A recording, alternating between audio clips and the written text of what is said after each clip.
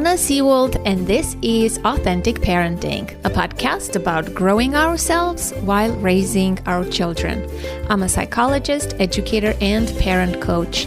And on this podcast, I explore how you can connect to your authentic self, practice radical self-care, and raise emotionally healthy children. Let's break the cycle of generational trauma for a more peaceful, kind, and compassionate world.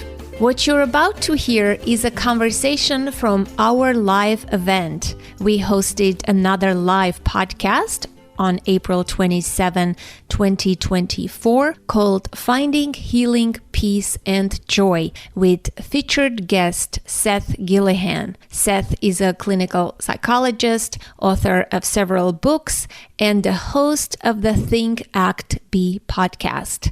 Seth was a guest in episode 378, The Power of Radical Acceptance, and not only did I enjoy that conversation immensely, but found his brilliance, eloquence, and deep insights truly inspiring and enriching.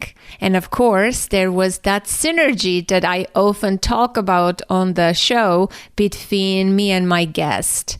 There are those guests with whom I just connect on a deeper level and find resonance with. And the moment I finished my interview with Seth, I knew that he was the chosen one for the live event. The live event was fabulous, and as Seth himself said, it was such a triumph and a first-class affair all around.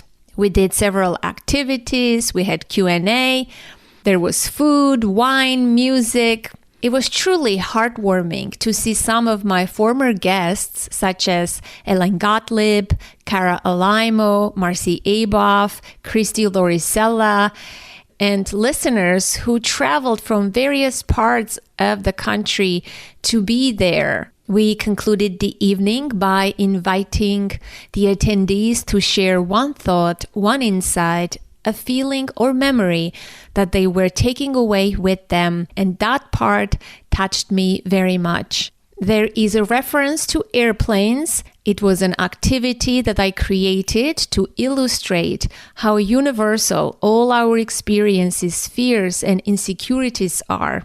And the purpose was to generate a sense of shared humanity and compassion for ourselves and others. The live podcast has become my signature event, and I cannot wait until next year, and I hope to see you there. Please enjoy, and thank you for listening. Well, welcome to Finding Healing, Peace, and Joy. It's such a pleasure to be here, and I'm very grateful that everyone is here. I am feeling a lot of gratitude. That's all I can say. My heart is just expanding. I am happy to see some familiar faces. Those of you who came to the last year's event, no, this is not deja vu. We're in the same place. The photographer is the same. I am the same. People are the same, but this is a different event. And those of you who are here for the first time, welcome. And I hope you'll become part of the community, because ultimately it's all about togetherness, fostering connection, building and strengthening communities. Let's give a warm welcome to our special guest, Seth Gillihan. Thanks, everyone. It's a pleasure meeting you in person, Seth. Hey, great to meet you in person too, Anna, and thank you for making this so easy for me. I just showed up, there was food, everything was ready, so thank you. Okay, great. Well, I have a lot of supporters and helpers. Seth was a guest in episode 387, I believe, last year. And that conversation about the power of radical acceptance resonated with so many listeners. And I invited him to be a featured guest for the live event. And Jen wanted to meet you specifically in person because she's a fan.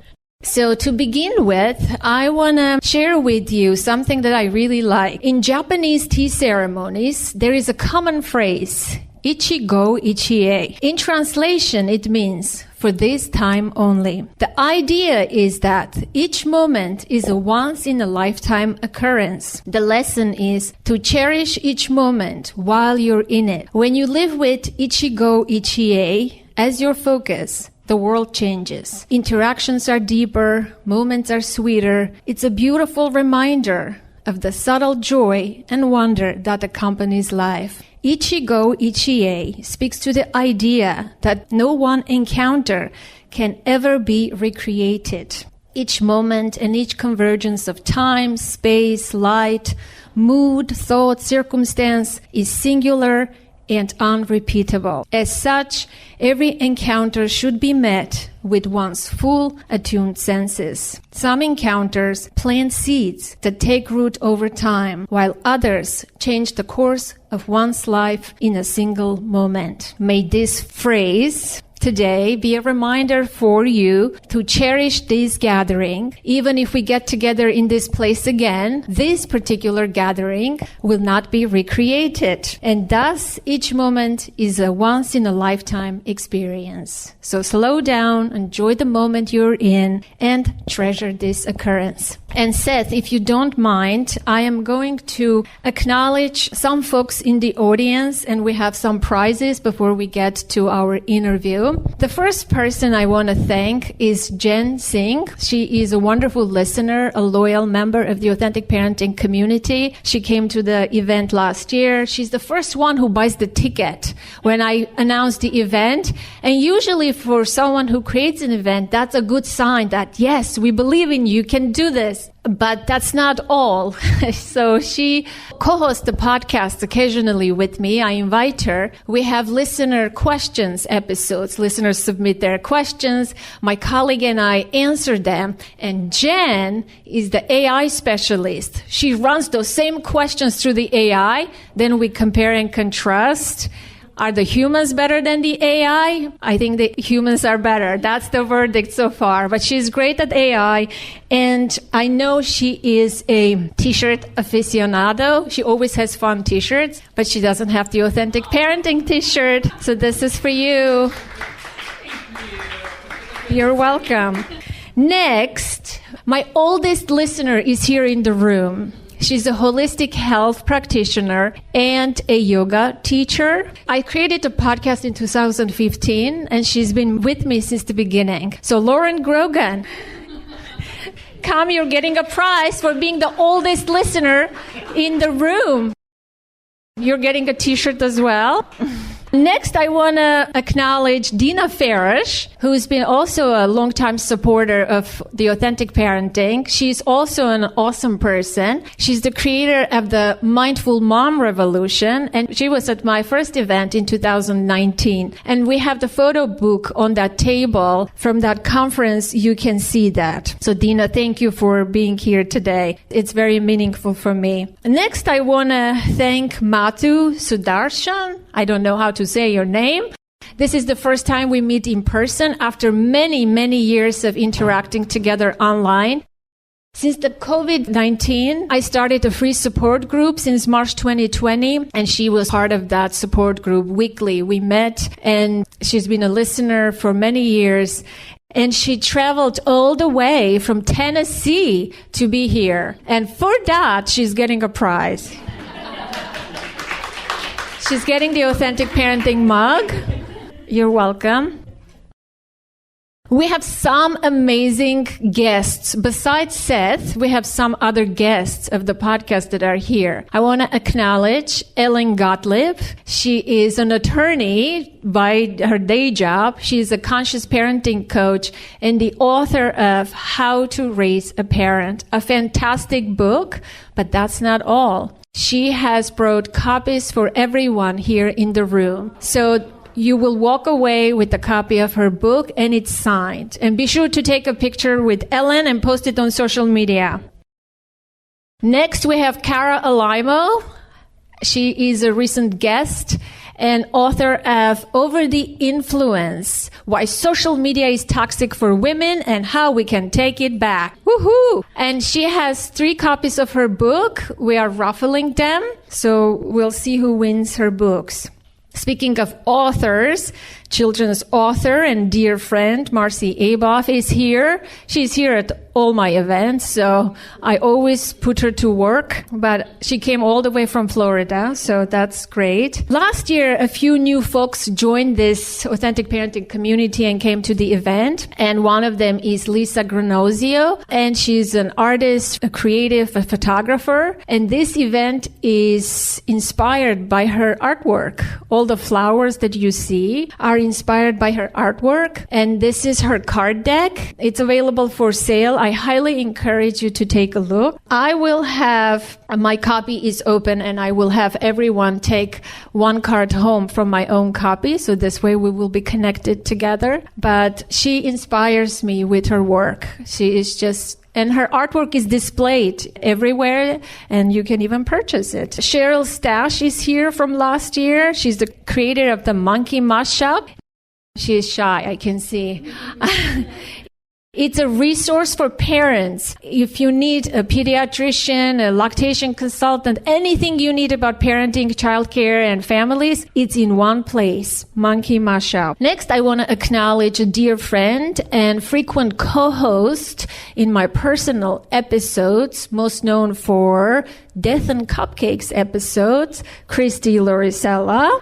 Next, I want to acknowledge and say thank you to my newest listener who is here in the room. She happens to be a dear friend and a neighbor as well. And for that, she's getting a prize. Lisa Gill, you're very welcome. I want to also say thank you and acknowledge my hairdresser extraordinaire, talented and artistic person who is here. She didn't do my hair today, sadly, but she's a creative person with whom I discussed the details of this event. And she gave me positive feedback. And she works at Casa Aziz. Whoever is from local, you can go and get your haircut done. But her sister-in-law is here. She's a refugee from Ukraine, Lesia. And in a few months, by being in the United States, she has found a job at the pharmaceutical company. So she is thriving in the United States. Next, I want to, and this is the last one, folks, and my TEDx talk, my award ceremony thing will be over. I want to thank dear friends, Ebony Marshman, Diana Bali, Irene Kolb, and Hannah Golding for their generosity of their time, presence, and helpfulness. Without your support, I cannot do anything. So it means the world to me. And to continue the theme of gratitude, let's do a short activity before we get to the interview.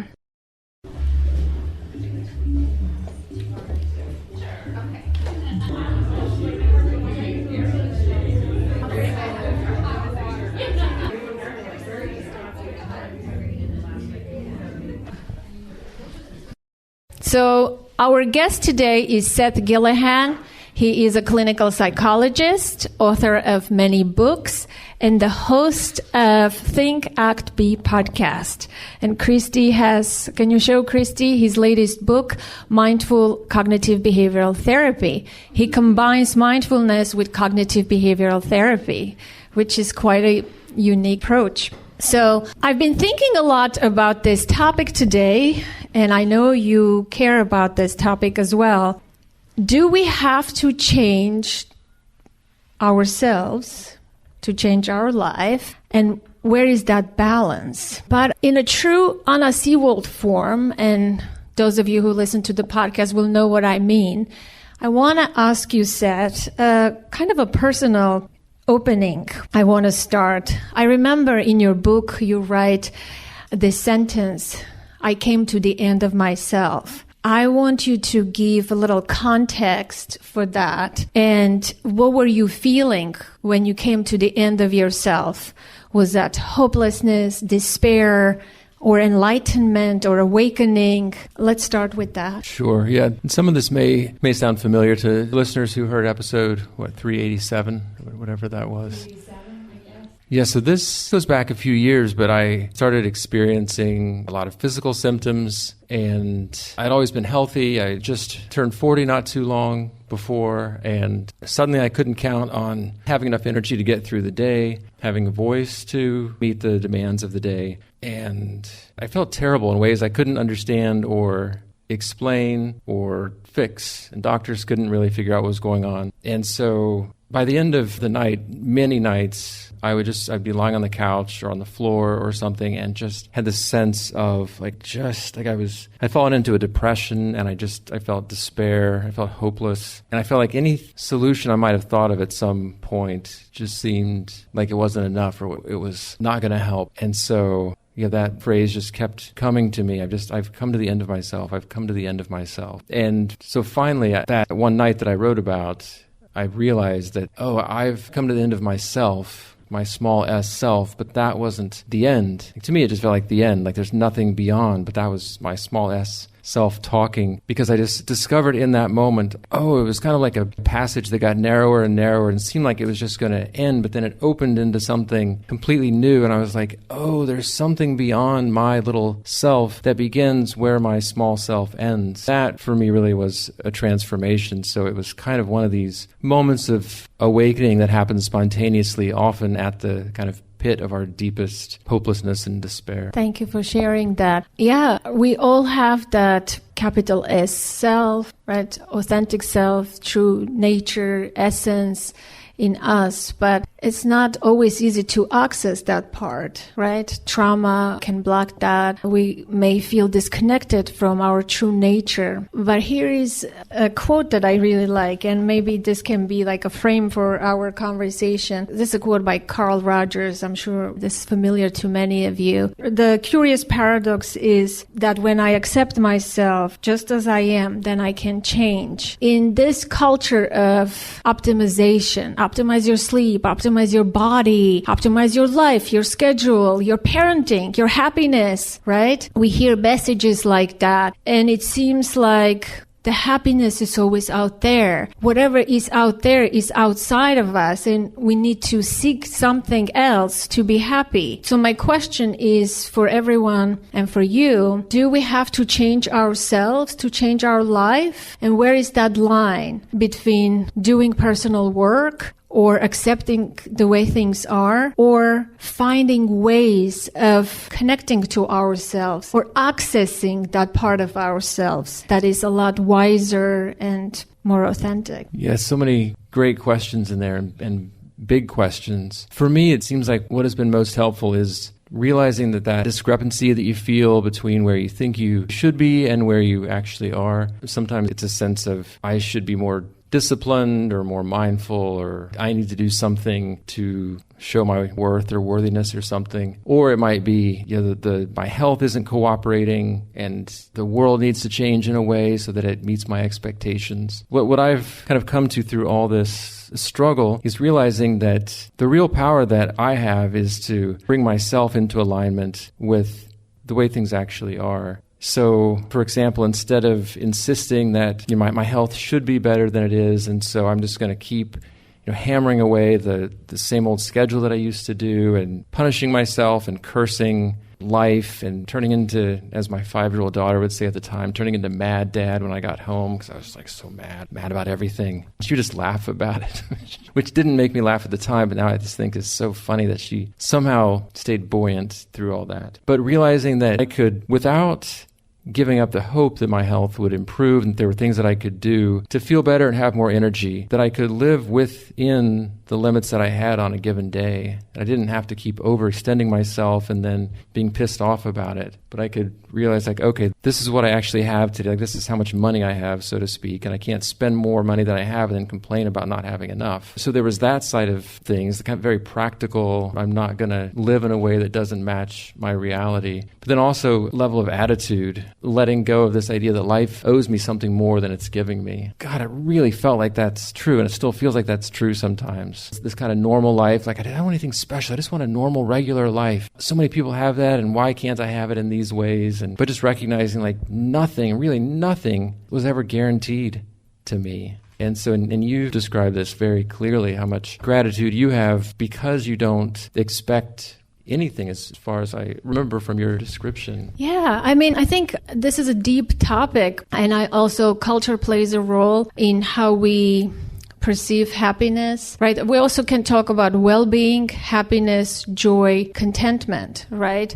Because of my life circumstances, in 12 seconds, a severe earthquake took everything away from me, right? I lost everything, but I learned a lot of things, and that deep gratitude for life, for people, for not taking things for granted. Life is so unpredictable and things can end. We've all experienced that during COVID, but those lessons were so alive and with me all throughout my life. And like simple little things give me so much joy every day. And I'm so grateful, truly grateful for everything, especially people. Today somebody asks how Lisa and I met, and this illustrates exactly like the type of a person I am. I put chicken in the oven to cook, and it was a beautiful sunset, and I ran outside just to watch the sunset because I don't want to take life for granted. It can go away like that. And I saw there's another person who is looking at the sunset, so we met like that. And so I know that well-being, you can be in pain, in adversity, you can have illness, and, you can go through divorce or grief or loss. We all have experiences like that, right? Human experiences. But amidst of that, you can still cultivate a sense of well-being. And I'm not just saying happiness. Happiness to me is a byproduct of having that well-being. And I'm not seeking happiness. I come from an Armenian culture. It's not written in our constitution in pursuit of happiness. I feel like culture plays a role, but I want to discuss this notion of well-being even when things are not all right in our life. I think because that's ultimately what we all want. Because we think we want happiness, but what we really want is well-being, right? Do you agree with me? Absolutely, yeah. And I've appreciated talking with you about this because it seems like one of these things that's really, it's complex because it can sound dismissive, I think, to say to someone that there's a sense of completeness or well-being that's available that doesn't depend on your circumstances. It can sound like, well, it doesn't matter. Like, basically cheer up. Like, what's wrong with you? It's all happiness or joy or something is always available. But obviously that's not what we're talking about. That's not what I'm saying. No, I'm not even looking for happiness or joy in life. I'm looking for meaning, for good moments with people, interactions, ichigo, ichie. Those are the things that I'm looking for. And that ultimately gives me happiness and a sense of well-being. I think well-being is a skill and we can all learn to cultivate it. And number one skill that I think we all need is self-compassion. And to your point that you were berating yourself, like, I'm not happy. Am I failing at happiness too? Am I doing self-care wrong? So that type of thinking is destructive. Instead of that, we need to cultivate a sense of self-compassion, be kind and loving towards ourselves, and treat ourselves with the same kindness and love that we treat others, right? Yeah, I think, and this comes back to the idea of, do we need to change ourselves in order to have a sense of well-being? And I think I wrote about this in the book, but I remember this, what's one night stands out, and I keep coming back to this in my life, this idea of, I was reading an excerpt from a recent book on Stoicism from a kind of modern day Stoic writer, and he was saying that the passage was something like, in this life you have suffered, you will suffer more, and it's the nature of being alive to suffer. When you can find gratitude for this, then you will have lived well, or something like that. And I read this on one of these nights when I just felt defeated and dispirited and resentful toward life. And reading that, I didn't feel better physically, and I didn't make my low mood go away. But it was such a relief, and I think it was one of the elements of self-compassion. It was that sense of shared humanity. It's like, yeah, this is the deal. Like, what you're living right now is not an aberration. It's not like life is messed up, and like brought the wrong package to your door. It's like, no, it's got the right address. This is part of what it means to be alive. And there was such surrender, I guess, in that moment, like doing, like times I've done yoga poses and it's difficult and I'm thinking like, oh, this sucks, it's hard. And the instructor says, you're probably feeling uncomfortable right now. And it's kind of like, oh yeah, all right, not worse than that. I just feel uncomfortable right now. So that, to me, that feels like a truth that I come back to, is I'm not getting rid of the way that I feel, but I'm not fighting against it. And that feels like peace or well-being. Yeah, I agree. I think it starts with that. And to your earlier point, you said something, but it will come to me again. But gratitude is an important aspect. That peace, I think, is the first step, that acceptance. Yeah, it came to me. Sometimes, we all experienced pain or physical illness. Like, I got a diagnosis, for example. Not many people know, but it's like, it's gonna get only bad. Like, I'm living with that every day, but I'm not grieving or, sitting there wallowing in pain. I'm still living my life knowing that I have this bad diagnosis, right? But when we get sick or we lose someone, of course, when my father passed away, for example, I'm like, why now? Why me? That's the first question that comes to us. I feel like we want to talk to God or some higher power in that moment. And I feel like there is room for self-pity just a little bit before the acceptance part. But there is an expiration date as to how much you can wallow in pain and say, why me? Why me? Why this happened to me? Because if it's too much, then you're not living a happy life, so to speak, right? Then the pain overpowers you. And we all have so many common experiences, right, in this room. So many people have pain and surgery and divorce and breakups and all sorts of things. Just parenting is so hard itself. One day my husband came home from work and my daughter was giving us a hard time, and he's like, I hate coming home. I hate coming home. I said, listen, you can go to someone else's home. This is your life. Like, you can't avoid this. We can't change the circumstances of our life. We can't change the facts of our life, but can we make peace with them so that we can be at ease and at peace and finally thrive and live our best life? Unless we do that, right? We are stuck in this victim place. We're stuck in this help me, help me, help me place. That's okay too. There is room for that. Believe me, there is. You can just say curse God and shake your fist at God or whoever. But I feel like that phase has to end, and through self-compassion, because no one is going to come and rescue us. No one is going to come and fix our problems. No more. We're adults. Yeah, wouldn't it be nice? It would be very nice. Yes, it would be very nice. Somebody, an author I interviewed just yesterday, said to me, she's 75 and she struggles with self-worth to this day. I said, many of us do. And she said that unconditional love, she said, if you don't get it from your parents, you're never going to get it. I said, how about we give it to ourselves? Isn't that this is what it's all about, right? Because we can't guarantee that people will give it to us. And maybe that's what's in our desire when we get sick or ill or when we're in pain. We want someone to come and kiss our boo-boo, because our parents gave that to us. And for those of us who didn't get that, maybe that pain is a lot bigger when we experience challenges or difficulties in adulthood. I don't know. These are just thoughts that I have. I think that, you hear so often in different spiritual traditions about that idea of rescue or of finding the divine. This is controversial, I guess, depending on the tradition the person comes from. The one that I grew up with, fundamental Christianity, it would have been kind of blasphemous, I guess, to have this idea. But what I've come to is this idea of, like, when I was those nights lying on the floor and just feeling like any sense of help, like I'm beyond myself, and just like a kind of gut level prayer, even though I didn't have a specific idea of a God in mind that I was praying for. It's just like, where is help? And then I had this sense on the floor that it's actually right here. It's so close. So my first thought is, it's right, it's close, like out there, close enough to touch. But then my internal sense was, no, it's a force that permeates my entire being.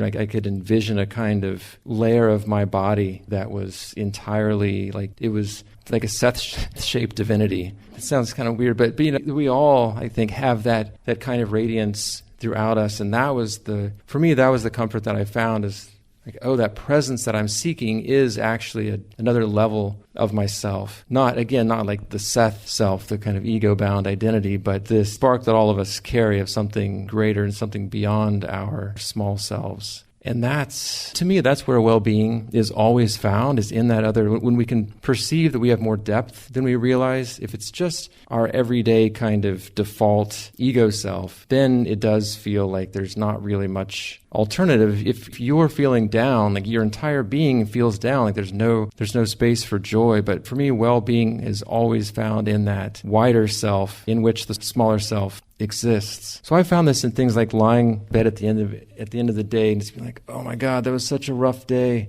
And then realizing there's a part of me that is kind of observing that and saying like, yeah, you had a difficult day, didn't you? Like it's okay. And I think, but that's self-compassion. The way you talk to yourself in that moment is key, right? No one is going to say, maybe you have a partner who may say, oh, Seth, you had a bad day, I'm sorry, and all of that. But I feel like ultimately it's on us, the responsibility for caring for ourselves, talking to ourselves that way, saying, you had a hard day, sweetheart. Anna, you had a hard day, and it's okay. Yes. I don't know about you, but it took me a long time, like over 40 years, to realize that there was that other part of myself. Because for me, it was so one-dimensional that there was nothing else to really turn to except things beyond myself, which growing up meant God, which I was even kind of shaky about when I professed to believe the things. And then when I stopped believing, it felt like there was really nothing. But then ultimately, it was, I guess, a kind of spontaneous discovery, not something that I read somewhere or someone told me. It was a very embodied experience. That's very interesting. Yeah, for me, that's nature. When you talk about God, that for me is nature. When the earthquake happened, I became scared of nature and thunders, and I became very attuned to nature. And, I started loving nature and also being scared of it. And that was that other dimension for me. And through nature, I started connecting to myself, to that essence, to that authentic part. But you're right. Many people have a hard time accessing that part of themselves. But we all have that wise, not wounded, authentic, I call it authentic self, that childlike, pure essence that we all have. That's why we have flowers here, different ones, because to me, every human being is a unique flower with their own scent, with their own beauty. And there's nothing we need to do to change. We can access that. The problem is we don't believe that we are worthy of being good enough, or we are good enough to bring that beauty to the world. Many of us are struggling with that. I think that's the fundamental problem that blocks self-love, that low self-worth, which originates in poor parenting, right? If our parents loved us unconditionally, maybe they loved us, but did they see us, hear us for who we were? Or, we were squashed as human beings. And I feel like those of us who had to work on cultivating self-worth, know that. Then we access our true self. To me, it's tied to the notion of self-worth. Because then if you believe that you are worthy of love and care, then you can receive it from others and also give it to yourself, instead of blaming yourself or criticizing yourself or expecting others to come and rescue you. Yeah, I completely agree. I think, both my own experience and as a therapist, I think it's such a challenge for us.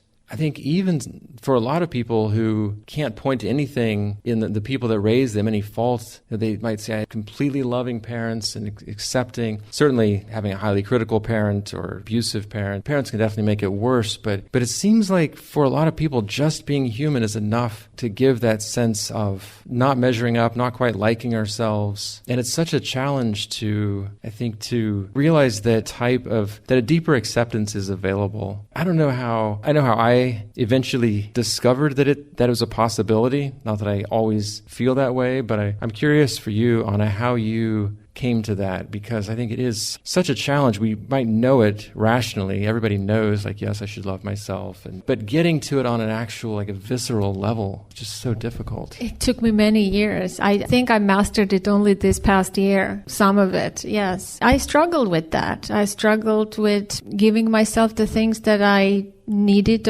or deserved. But where do I go with this? I don't want to depress people. But I do let's say I take a shower, right? When the earthquake happened, there was no water. I mean, the conditions that I grew up in post-earthquake was completely awful. And I don't want to make this show about me, but there was no water, no heat, no electricity for years, and no food, and just horrible conditions. So like when I take a shower every day, I delight in that water. I say, I'm giving this to myself. When I wrap myself in a towel, every day, I do this to this day, I say to myself that I deserve this. This is warm and I have access to this. That's how I do it today. But I also have people, friends in this room who support me, and I ask for help. It was very hard to ask for help, and I truly trust them to help me, and I receive their love. And that's how I developed that. I mean, I'm still working on it. It's not like I've mastered this, and I'm trying to write a book, for God's sake. I've been sitting on it for a couple of years now. If I had the self-worth, I would have already gone and done all of those things, right? It's hard. It's hard. Some things I learned to do. Some things I'm still working on, but I am in a lot better place than before, when I could even go hungry and not even feed myself. So let's just say that. Thanks for sharing those things, Anna. I find that really moving to hear that. I mean, what you've been through, but also that level of consistency of care. There is such a love in that, and offering yourself those things and realizing that you deserve to have those nice experiences. But yeah, it is, well, isn't it so often that wake us up to that, like that possibility at least, that there's a kind of love that's an acceptance that's beyond our kind of knee-jerk rejection of ourselves. For myself, I've definitely experienced that, realizing that maybe the divine force in the universe felt toward me even a purer love than I feel for my kids, that my love for them wasn't dependent on their kind of like doing something beyond who they were. It's just who they are. And realizing that the universe makes space for me just as I am, not that I have to do anything else. Because my whole life it felt like, and still will feel like, there's more I need to be doing. I need to be accomplishing more, or I need to be better in some way. But maybe we just don't need to be better. There are things we can do that we've talked about that can help us to find a more consistent sense of well-being, but it doesn't start from a sense of like this kind of begrudging acceptance and a feeling that I had of, if there was a God that loved me, it was very tenuous and kind of resentful. Like, yeah, I'll love you because I'm God and I have to, but like, you're really, really annoying me. Well, a lot of people feel like they need to achieve to receive validation, right? A lot of people struggle with that. And to our earlier point of seeking things outside of ourselves, we are being raised in that kind of culture, right? Your child draws a picture and shows you the picture. You're like, good job. And you give approval and feedback. And so we learn very quickly that, this is what love is, maybe, right? If I get good grades, my parents reward me, or if I perform academically or in sports, we associate love with achievement, and unfortunately, as adults, we start to seek it until one day maybe we wake up and say, that's not real, right? That's not out there what I'm seeking. I need to look inwards. Everything I'm looking for is already within me. How can I open myself to that and look inwards and see what's there? But I'm also thinking that also is a scary ask, right? It's a scary territory to go and explore. And so self-love may not be easily accessible at first. It wasn't for me at first, but it doesn't have to come from us at first. Can we receive love and care from others? There's always people who love us, friends, neighbors, right? Can we open our heart just a tiny bit to the love that is out there and not be scared that people will hurt us? Can we get that love from God, from nature, from music, from art, from other sources? Can we learn to receive love and let our heart learn that this is okay and internalize that as self-love? And then we can give it to ourselves. There are two paths, I feel like, towards self-love, self-acceptance. One, you can do it yourself, which is a lot harder, it seems like, and one through other paths that can ultimately lead to self-acceptance. Do you know what I'm saying? Yes. Does this make sense? It definitely does. I want to respond to that. I wanted to come back to the idea of love in nature, too, because I know that's such a powerful experience for... How are we doing? Is this resonating with you? Everybody's so quiet.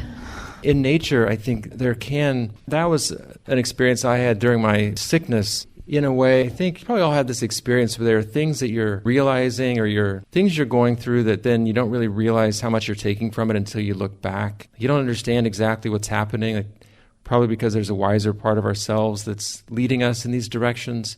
But when I was walking home from my office every day, I started walking through the nature trail at the college that's right there.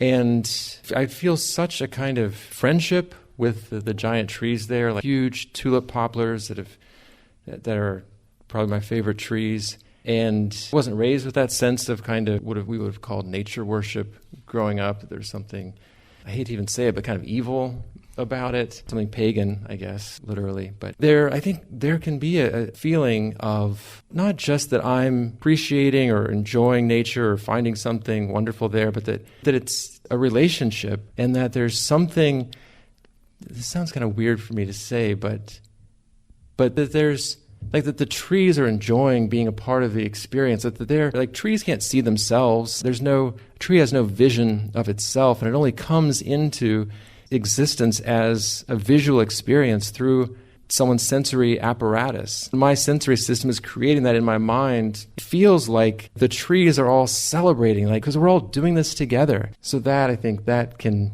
for me, can feed into that feeling of opening to love that's all around, that I don't have to just drum it all up myself, because then that can also, as you, I think, alluded to earlier, feel like a sense of failure, like, oh, God, I'm terrible at loving myself. Like just one more way I'm failing. Well, so the moment you get that voice that says, I'm failing at self-love, recognize that and offer yourself self-compassion in that moment, right? Because you don't want that voice. That's the harmful voice. The nature is, so powerful for me, and maybe probably for many of you too. But I get so much from nature. I talk to trees, I talk to leaves, I look at things, and it's just incredibly, I receive that love and everything from nature. And I'm outside every day. People know me. Can we talk about some tools, perhaps, more specific, concrete tools of accessing that well-being? We mentioned already self-compassion. We mentioned being with our experience without denying it. I want to talk about that just a little bit. When we experience so-called negative feelings, how can we be present with them? What is your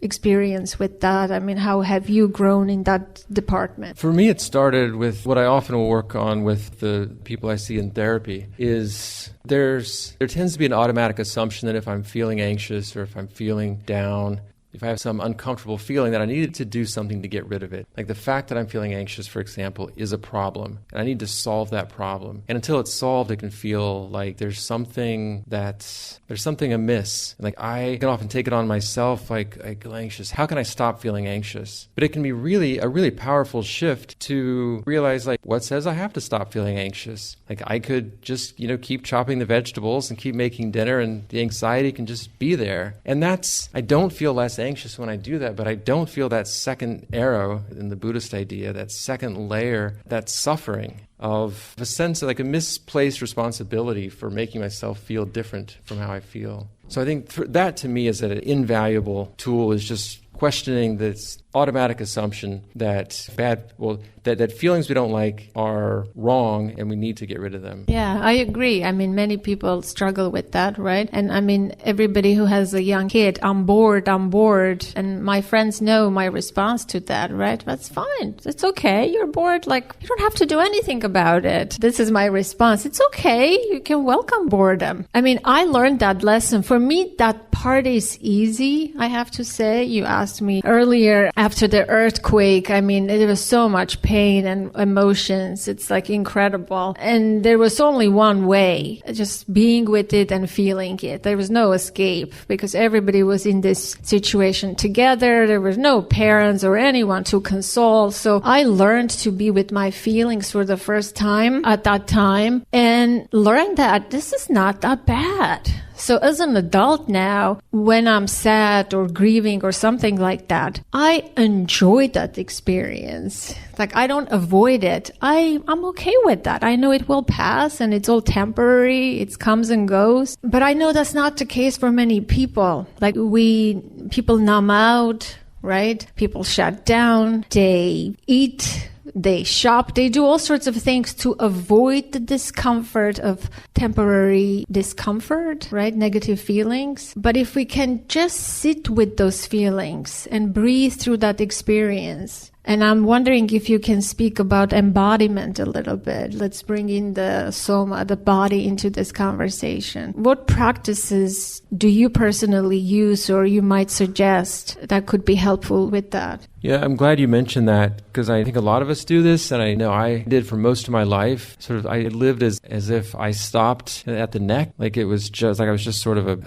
a mind, forgetting that I had a body and that my body was obviously trying to tell me things. So the body can be really useful for all kinds of things, but for helping us to process difficult emotions. So one thing I'll often do and encourage people to do is to ask, like, what is like the experience of stress, for example? Oh, I'm so stressed. Like, what is the actual experience of that like in your body? Where do you feel that? What's the quality of the sensations? Is it a jagged feeling? Is it a kind of round feeling? Like, how do you experience that? Similar to what we were saying in a more conceptual sense, within the body, if we can just notice what those sensations are without evaluating them, then it seems like there's something about the mind and the body being connected that both of them really seem to like. Like, the body seems to enjoy conscious awareness and the mind seems to calm when it's connected to the body. And so that, I think, can be a very calming experience. The one caveat is if we say, okay, I'm just going to be with these sensations so they'll stop, then that can set us up for a monitoring, like, are they going away? So if we can be with them in as open a way as possible, then even if they don't change, we can stop experiencing that kind of resistance against them that adds to our distress. I agree with that. I'm glad you made that point. It's not about stopping them, right? It's like the weather. You can't stop the rain. The rain has to come and go on its own, or other weathers. The negative feelings come and go, like the anxiety. There's usefulness to all feelings. But somehow we get this idea that we have to stop the bad ones, the negative ones. I think if we can just eliminate how we think about them, don't even say negative feelings, right? I'm just experiencing whatever I'm experiencing. Can I be open to it and pay attention to my body and breathe through that experience and bring my mind and my body in sync, right, into the same present tense? Because sometimes our mind is either in the past or in the future, and our body is here, and they are asynchronous, and that's a painful experience too. But if we can just be mindful and become present and observe our bodily experience without judging or expecting to stop the experience, and just witness what happens. Note moment to moment what happens, how your breathing changes, how the tension in your body changes, the physical sensations. If you pay attention, the emotion evaporates almost even momentarily sometimes. Have you had that experience? Yeah, I know, it's weird. It's the same with thoughts, too. If you're meditating and thoughts come and you turn toward the thought and just watch it, it just tends to dissolve. It just turns into nothing. But yeah, similar to pain or uncomfortable emotions or physical sensations, when we turn toward them and notice what they're actually like, we often find out that they're, obviously with chronic pain, these things can endure, but even with chronic pain, it can feel like I'm just in pain all the time, but actually there tends to be more variability than we realize. Like, there are periods where it's worse, periods where it's better. The specific quality of it can change moment to moment. One of the things I like that's kind of related to that is, for another practice, is when we are, let's say stressed or anxious, to ask, like, where in the body is there ease right now? Like, to ask, okay, where is there ease? And maybe it feels like the whole body is just sort of vibrating at this high frequency. But if we scan through, we'll at least find that there are parts that are, let's say, like, maybe some of the body's like an 8 out of 10 on whatever that stress level is. But maybe an area is like a 3. So we can bring our attention to the areas where there is ease. And then ask, like, where else might there be a sense of ease in the body? It's kind of the opposite idea of, like, okay, where am I stressed and can I let go of that tension?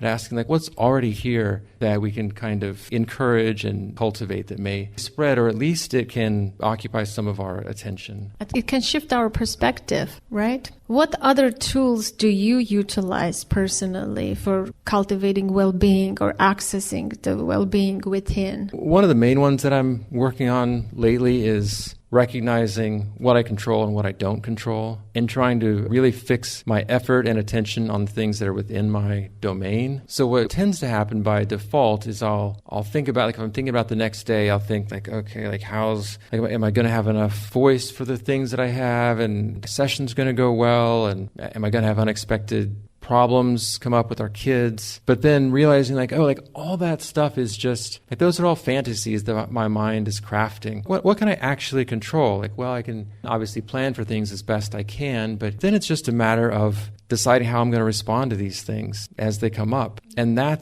I'm off the hook for all that other stuff that I thought I had to control. And that also lets me let go of a kind of trying to force things to be the way that I want them to be, or expecting that they should be that way. Kind of like going back to weather. It's as if, there's a weather forecast, and then when things don't turn out the way that the forecast said, then we think like, God, like the weather really screwed up. Like it was supposed to be sunny today. It's like, well, no, it really very wasn't. It was just supposed to be what it was, and we got it wrong. So if I can stop forecasting what I think is going to happen, like, okay, in this next moment, I should walk in the door of my house and go up and work peacefully on this article I'm writing. But instead I walk in and, oh, what do you know, there's a problem. Like immediately there's a problem that I have to address. It feels like this wasn't supposed to happen, and now like take care of this thing so I can get back to like my real life. But really, like that was always, like that was the thing. That was what was going to happen. So if I can just be with that, I mean, that's not easy, because the mind is so good at making models and trying to anticipate what's going to happen. But if I can keep letting go of those things and focus on what's actually happening, which is like, that's the deal, like that's what's happening, then it's easier. But man, my mind doesn't want to let go of those things at once. I agree. And sometimes a good thing, the weather helps me. Weather analogy helps me a lot. When I'm feeling down or things like that, I always remind myself, just like the weather, like today is overcast, the sun still exists. We can't see the sun today, but it's still there. It exists. So reminding ourselves that this is all temporary, no matter what. Even our life is so temporary on this earth. If we are lucky, we get, longer life. But to your point, I want to invite everyone to do a small activity. And Hannah, may I ask you to distribute the paper and have everyone grab a pen? I'm going to ask you guys, who knows how to make a paper airplane? If you have forgotten, I can demonstrate. I practiced for this. I learned from YouTube how to make a paper airplane in under a minute. So this is a kind of a fun activity, but it also goes with Seth's points about, the idea is, what are we holding on to that we would like to let go? We may not be able to let go, right? Not always possible, but what I want you to do is think of that idea. What are you holding on to that you want to let go? That pen is for writing in your airplane, but we're going to make the airplane first. Let's see who can make the best airplane. And having fun is also good. Finish. Just let it go, people. Let it go. Whatever you're holding in, let it go.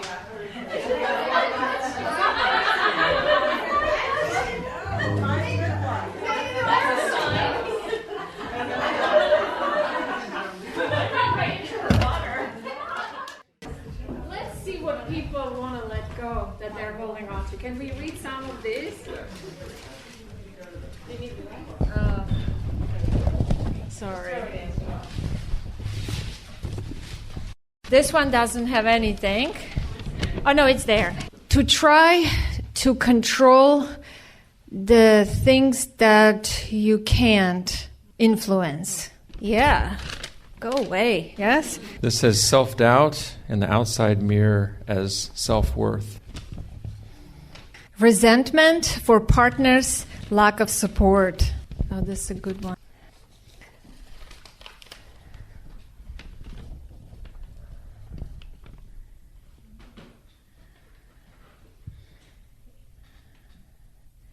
procrastination for something. I can't read the handwriting, sorry. It says stress. Self-doubt. Self-loathing. Guilt.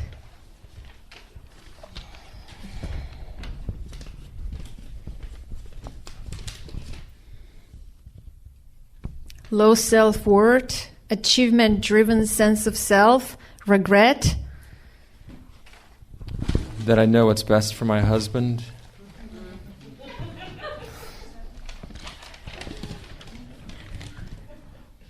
Self-doubt, imposter syndrome. I can't read this word. Grieving? Giving a fuck? Sorry. I don't know, maybe. Controlling it all. Let go of, I can't read. And let's read one more maybe. Here, one for you, one for me. Letting go of what might happen. Trying to control my future. And let's read this last one. A past experience. So, these are all common human, right, things. I think, can you all relate to all of those things, right? So we are all trying to let go of similar things. So I would like to invite you, everyone, to participate. I'm sure you have questions for Seth or myself even. Do you have anything else to say before we open to the Q&A, Seth? Do you want to add anything? I just want to go back to what you said, Anna, to open things about the Japanese tea ceremony. And it reminded me that this is the first live event I've done, certainly since the pandemic, but even before that because of health-related things. So really, I'm grateful for this opportunity and don't take it for granted that people come to these things and that we got to do this and that, like you said, it'll never be recreated exactly like this. So thank you. Yes, it will never be recreated. I am so honored that Ellen Gottlieb is here with her husband from all the way from Long Island. Yes, could you please use the microphone so that it can get recorded properly? So related, of course, to the concept of radical acceptance, I work with a lot of people who are doing work on their own growth, right, on their own self-awareness. But it takes a long time, right? I always joke that you can learn the tool and then you need 30 years and then you'll get there. So what I find people have as they're aging, 50s, 60s, and 70s, is a lot of regret and remorse about time spent in an unconscious way, which related and caused certainly certain behaviors to manifest that they wish they hadn't done. How do you work with people on radical acceptance of what feels like lost time when you were living in the self with the small s?